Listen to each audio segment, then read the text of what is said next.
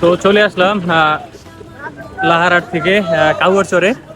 তো এখন হচ্ছে আমি একটি ট্রলার উঠবো, ট্রলার উঠে হচ্ছে বরিশালের ঘাটে যাব।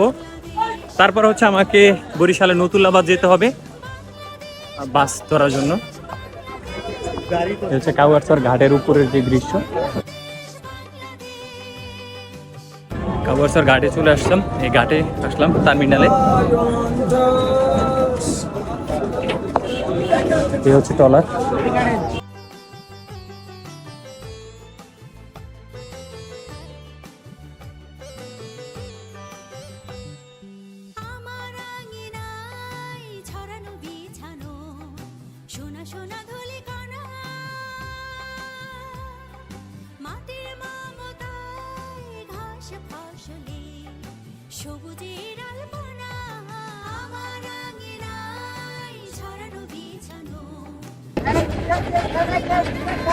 চলে আসলাম বরিশাল লঞ্চ ঘাটে।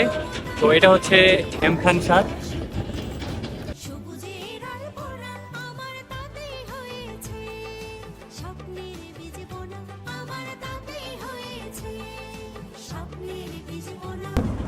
চলে আসলাম বরিশাল লঞ্চ ঘাটে। তো এখন চলে যাব নতুল্লাবাদ।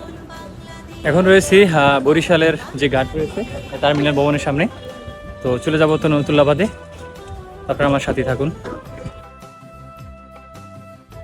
তো এখন রয়েছে হচ্ছে বরিশালের লঞ্চ টার্মিনালের যে বিআইডব্লিউটি এর ভবন, এটার সামনে। নতুল্লাবাদ ভাড়া কত? 20 টাকা। তো এখন চলে যাব নতুল্লাবাদে, এটা অটোতে উঠলাম। তো তারপরে হচ্ছে সেখানে আমি বাসে উঠবো।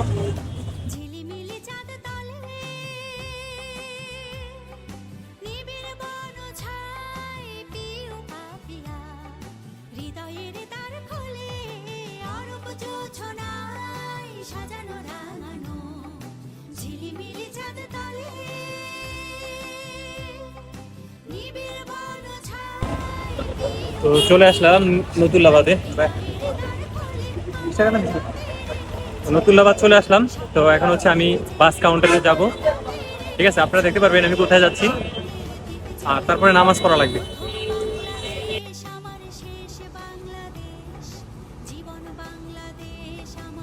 একেবারে কাউন্টারের কাছ থেকে চলে আসছি, বাস টার্মিনাল নতুল্লাবাদ।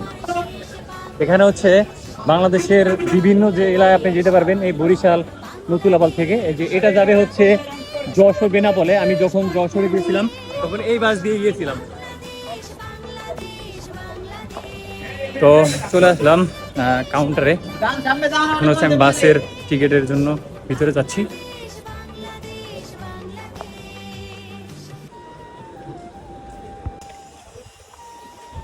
তো আমি হচ্ছে নামাজটা সেরে নিলাম, কারণ চলার পথে নামাজটা গুরুত্বপূর্ণ। আর একটা বিষয় আপনাদেরকে জানা দরকার, সেটা হচ্ছে আপনি যদি বাসা থেকে 45 কিলোমিটার বা এরকম কিছু এর বেশি দূরে কোথাও জার্নি করেন, তো আপনি হচ্ছে মুসাফির হয়ে যান।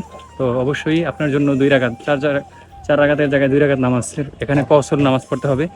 তো আমি সেম আসরের নামাজটা 4 রাকাতের জায়গায় 2 রাকাত পড়লাম কসর। তো সকলেই ঠিকমতো নামাজ পড়বেন।